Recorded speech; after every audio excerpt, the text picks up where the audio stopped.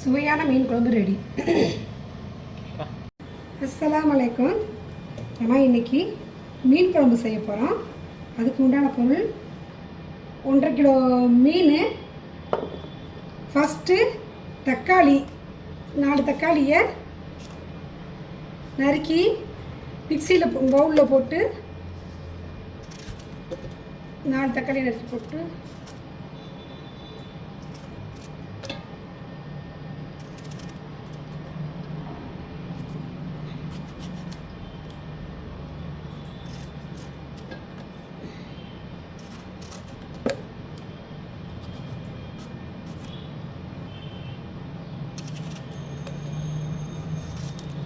தக்காளி நறுக்கி போட்டு ஒரு 1.5 எலுமிச்சம்பழம் சைஸ்க்கு புளியை தண்ணியில் ஊற வச்சு அந்த புளியை தக்காளியோட போட்டு நல்லா வலுவலுண்டு ஃபைன் பேஸ்ட்டாக அரைச்சிக்கணும். தக்காளி புளி ரெண்டையும் அரைச்ச பேஸ்ட்டை இந்த சட்டியில் போட்டு குழம்ப கொதிக்க விடுறோம்.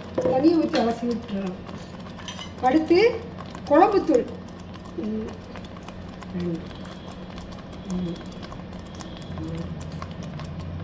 நம்ம தேவைக்கு தகுந்த காரத்துக்கு தகுந்தாப்புல குழம்புத்தூள் கலந்து இதில் மிச்சம் இருக்க புளி பேஸ்ட்டு தக்காளி பேஸ்ட்டையும் மிக்ஸ் பண்ணி நல்லா கொதிக்க விடணும்.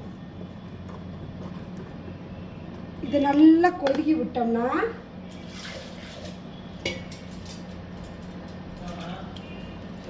நல்லா கொதிக்க விட்டு கொஞ்சம் உப்பு போட்டு தேவைக்கு தகுந்தாப்புல உப்பு போட்டு நல்லா இதை கொதிக்க விடுறோம்.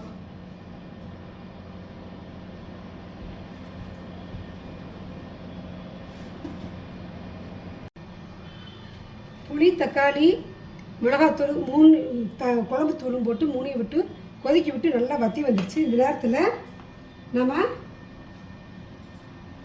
க்ளீன் பண்ணி வச்சுருக்க மீனை என்ன செய்யணும், உள்ளே போடணும்.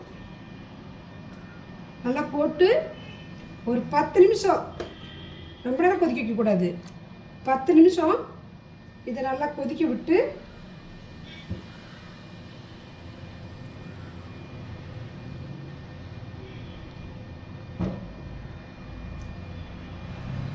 கொதிக்க விட்ட பின்னாடி கொதிச்சதுக்கு பின்னாடி இந்த தேங்காய் பால் கொஞ்சம் ஒரு அரை மூடி தேங்காவை நல்லா வலுவண்டு அரைச்சி பால் எடுத்து அதை கடைசியாக 2 கொதி கொதிச்சதுக்கு முன்னாடி கடைசியாக ஊற்றி ஆஃப் பண்ணி விட்டுறணும். ஆஃப் பண்ணி விட்டு முடித்ததுக்கு பின்னாடி மீன் பொரிச்சதில் லாஸ்ட்டில் அந்த ஆயிலில் நம்ம எடுத்து வச்சுருக்க மசாலா எல்லாத்தையும் போட்டு வதக்கி போடணும். ஒரு 5 நிமிஷம் கொதிக்கட்டும். திறந்து பார்த்து நல்லா கொதித்து மீனில் உப்பு புளி எல்லாம் பிடிச்சிருக்கும். பிடிச்சதுக்கு பின்னாடி நம்ம அரை முடி அரைச்சி வச்ச தேங்காய் பாலை அதில் ஊற்றணும். ஊற்றி 2 கொதி லேசாக ரொம்ப செய்யாமல் 2 கொதி வச்சோடனே அப்படியே ஆஃப் பண்ணி விட்டுறணும். ஆஃப் பண்ணி விட்டு நம்ம மீன் பொரிச்சதுக்கு பின்னாடி மீனோட எண்ணெயில் பொரிச்ச எண்ணெயை வேஸ்ட் ஆக்காமல் மீனோட எண்ணெயில் நம்ம அடுத்து வெங்காயம், வெள்ளைப்பூடு, பச்சை மிளகாய், கொத்தமல்லி இலை எல்லாத்தையும் போட்டு வதக்கி ஊற்றி நம்ம குழம்ப டேஸ்ட் பண்ணி பார்ப்போம். ஒரு 5 நிமிஷம் கொதிக்கட்டும். மீன் பொரிச்ச எண்ணெயில் வேஸ்ட் ஆக்காமல் அந்த இதில் நம்ம குழம்பை தாளிச்சிடுறோம்.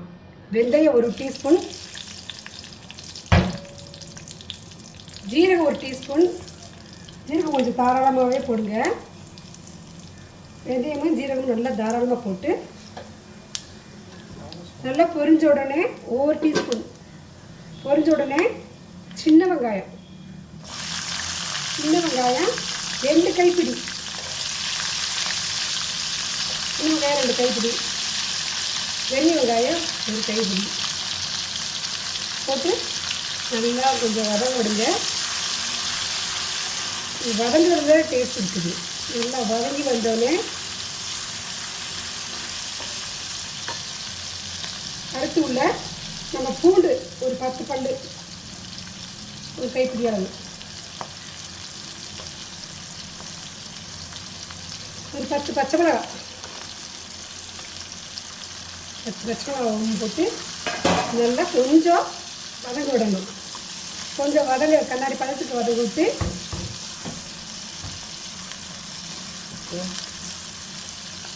நல்லா வதங்கி வந்துடுச்சு.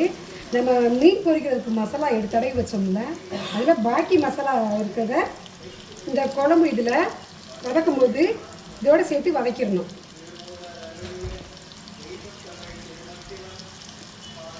இதோடு சேர்த்து வதக்கிடணும். நம்ம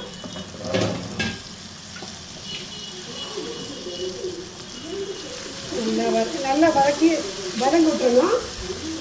கொத்தமல்லி தலையை நறுக்கி வச்சுருந்தோம்ல, அது ஒரு கைப்பிடி இதோடு சேர்த்து கொஞ்சம் போட்டு நல்லா அதில் மசாலா, வெங்காயம், பச்சை மிளகா எல்லா இதுலேயும் மொத்தமாக வதங்கிடுது. கொஞ்சம் நல்லா வதங்கி விட்டு மசாலா கொஞ்சம் இதானே இந்த மசாலா வாடையெல்லாம் போனதுக்கு பின்னாடி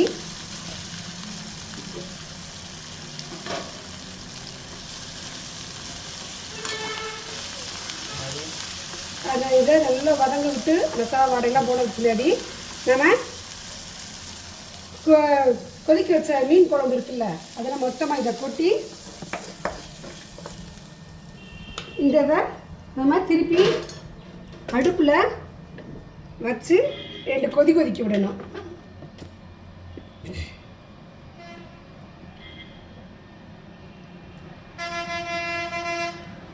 கொஞ்சம் கொதி வரட்டும். கொதி வந்தோடனே நல்ல சுவையான மீன் குழம்பு ரெடி. கொஞ்சம் கொதி வரட்டும். கொதி வந்து எண்ணெயெல்லாம் பிரிஞ்சு வந்துடும். பிரிஞ்சு வந்ததுக்கு முன்னாடி நம்ம சாப்பாடில் ஊற்றி சாப்பிட்லாம். ஆனால் டேஸ்டான மீன் குழம்பு ரெடி.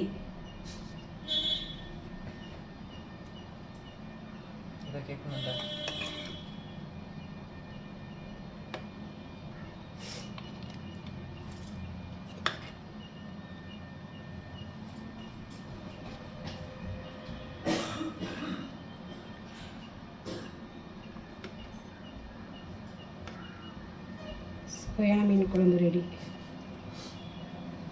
ஊற்றி சுட சுட சாதம் வச்சு குழம்பை ஊற்றி சாப்பிட்லாம். டேஸ்டான மீன் குழம்பு ரெடி. இது ஒயிட் ரைஸ்க்கு, நெய்ச்சோறுக்கு, இட்லி, தோசை இதுக்கெல்லாம் நம்ம இது ஊற்றி சாப்பிட்டோம், மீன் குழம்பு ஊற்றி சாப்பிட்டோம்னா செம்ம டேஸ்ட்டாக இருக்கும். இது மாதிரி நீங்கள் உங்கள் வீட்டில் செஞ்சு சமைச்சு பாருங்கள், ஊற்றி சாப்பிட்டு பாருங்கள். கமெண்ட் பண்ணுங்கள், சப்ஸ்கிரைப் பண்ண மறந்துடாதீங்க. நிறைய பேர் பார்க்குறவங்க சப்ஸ்கிரைப் பண்ண மாட்டீங்க. கண்டிப்பாக சப்ஸ்கிரைப் பண்ணிவிட்டு பாருங்கள். அப்போதே அடுத்தடுத்து எனக்கு வீடியோ போட பிடிக்கும்.